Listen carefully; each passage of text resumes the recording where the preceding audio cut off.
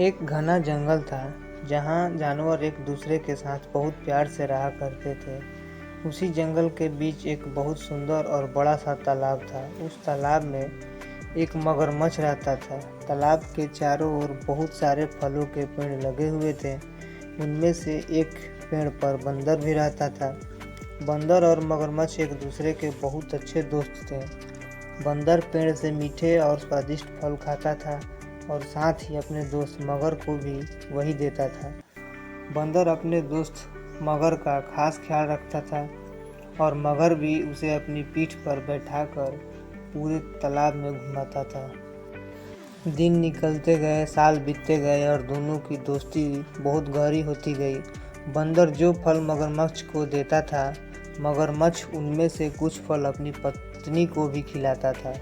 दोनों फलों को बड़े ही चाव से खाते थे। बहुत दिनों के बाद एक बार मगरमच्छ की पत्नी ने कहा कि बंदर तो हमेशा स्वादिष्ट फल ही खाता रहता है, जरा सोचो उसका कलेजा कितना स्वादिष्ट होगा। वह मगरमच्छ से जिद करने लगी कि उसे बंदर का अब कलेजा खाना है। मगर ने उसे समझाने की बहुत कोशिश की, लेकिन उसने नहीं माना और वो मगर से रूठ गई।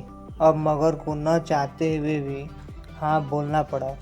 उसने कहा कि वो दूसरे दिन बंदर को अपनी गुफा में लेकर आ जाएगा, तब उसका कलेजा निकाल कर खा लेना। इसके बाद मगर की पत्नी मान गई। हर दिन की तरह स्वादिष्ट फलों के साथ साथ बंदर और मगरमच्छ का इंतजार करने लगा। कुछ ही देर में मगरमच्छ भी आ गया और दोनों ने मिलकर फल खाए।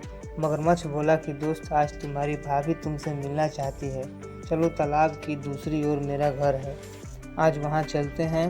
बंदर झट से मान गया और उछलकर मगरमच्छ की पीठ पर बैठ गया। मगर उसे लेकर अपनी गुफा की ओर बढ़ने लगा। जैसे ही दोनों तालाब के बीच पहुँचे, मगरमच्छ ने कहा कि मित्र, आज तुम्हारी भाभी की इच्छा है कि वो तुम्हारा कलेजा खाए। ऐसा कहकर उसने पूरी बात बताई। बात सुनकर बंदर कुछ सोचने लगा और बोला, मित्र, तुमने मुझे यह बात पहले क्यों नहीं बताया? मगर ने पूछा, क्यों, क्या हुआ मित्र? बंदर बोला कि मैं अपना कलेजा तो पेड़ पर ही छोड़कर आ गया हूँ।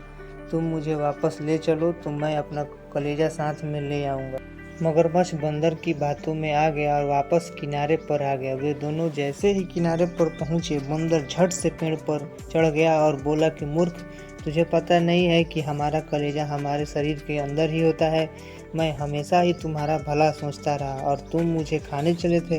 कैसी मित्रता यह है तुम्हारी, चले जाओ यहाँ से। मगर अपनी करनी पर बहुत शर्मिंदा हुआ और उसने बंदर से माफ़ी भी मांगी, लेकिन अब बंदर उसकी बातों में नहीं आने वाला था। तो बच्चों, इस कहानी से क्या शिक्षा मिलती है? इस कहानी से हमें यह सीख मिलती है कि संकट के समय हमें कभी घबराना नहीं चाहिए। मुसीबत के समय हमें अपनी बुद्धि का सही उपयोग कर उसे दूर करने का उपाय सोचना चाहिए।